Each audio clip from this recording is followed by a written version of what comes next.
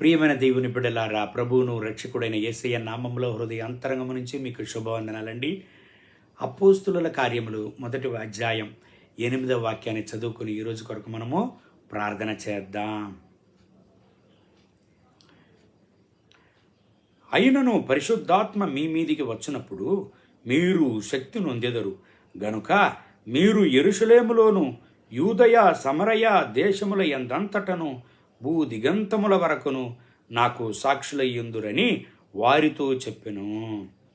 ప్రియమైన దేవుని బిడ్డలారా, దేవుని వాగ్దానాన్ని చూడండి. పరిశుద్ధాత్మ శక్తి మన పైన వచ్చినప్పుడు మనము దేవుని యొక్క శక్తిని పొందుకుంటామంట, దేవుని యొక్క బలాన్ని పొందుకుంటామంట. అంత మాత్రం కాదు, దేవుని కొరకు గొప్ప సాక్ష్యంగా నిలబడతాము అని దేవుని వాక్యం మాట్లాడుతున్నది. ప్రియమైన దేవుని బిడ్డలారా, ఈ చివరి రోజులలో మనం జీవిస్తున్నాం. దేవుని యొక్క బిడ్డలను బలహీనపరచడానికి, దేవుని బిడ్డలకు విరుద్ధంగా క్రియ చేసి దేవుని యొక్క బిడ్డల యొక్క సాక్ష్యాలను చెడపడానికి అనేక మార్గాలలో శత్రువు క్రియ చేయడాన్ని మనం చూస్తున్నాం.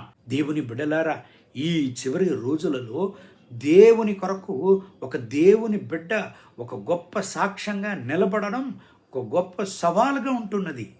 ఎందుకంటే అనేక పోరాటములను శత్రువు తెచ్చి దేవుని బిడ్డలను బలహీనపరిచి, ఏ పరిస్థితిలో ఏ యొక్క మార్గంలో అయితే బలహీనతను తెస్తే వాళ్ళు పడిపోతారని శత్రువుకు తెలుసు. కాబట్టి బలహీనతలను తెచ్చి వాళ్ళు సాక్ష్యంగా నిలవకూడదని అనేక పోరాటాలను శత్రువు తెచ్చేటువంటి యొక్క విషయాలను మనం ఈ యొక్క చివరి రోజుల్లో సమాజంలో చూస్తున్నాం.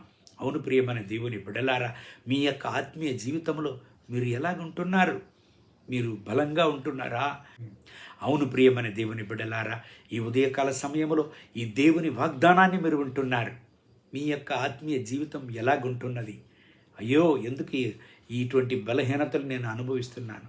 దేవుని కొరకు సాక్ష్యంగా నేను నిలబడానికి కాలేదే, అనేక మిట్టా పళ్ళాలను నేను అనుభవిస్తున్నాను అని బాధతో పోరాటములతో మీరు ఉంటున్నారా?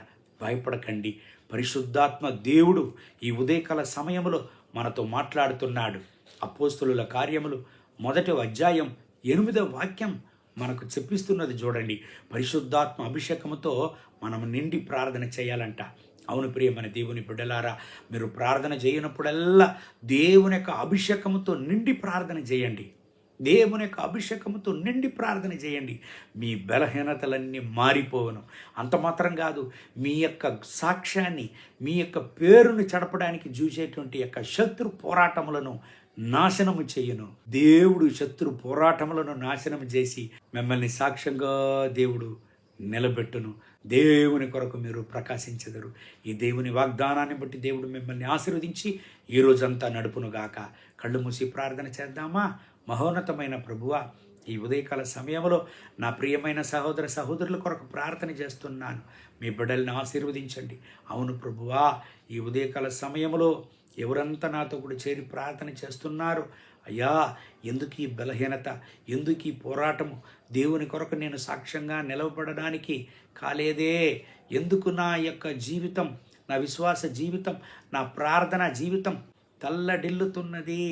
అయ్యో, నాకు సహాయం చేయి ప్రభువా అని ఎవరంతా ప్రార్థన చేస్తున్నారు, వీళ్ళను బలపరచండి. వీళ్ళ బలహీనతలను మార్చండి. వీళ్ళ యొక్క సాక్ష్యాలను చెడపడానికి చూసే, వీళ్ళ పేరును చెడపడానికి చూసేటువంటి శత్రు యొక్క పోరాటములను ఇప్పుడే నాశనమే చేయండి నాయన. యేసు నామములో నాశనమే చేయండి నాయన. మీ యొక్క బిడ్డలను రక్తపు కొట్లు దాచి వీళ్ళను ఆశీర్వదించండి, బలపరచండి. మీ కొరకై సాక్ష్యంగా నిలపండి. మహిమ ఘనత స్తుతి మీకే. యేసయ్య నామములో వేడుకుంటున్న మా ప్రియ పరలోకపు తండ్రి. ఆమేన్, ఆమేన్.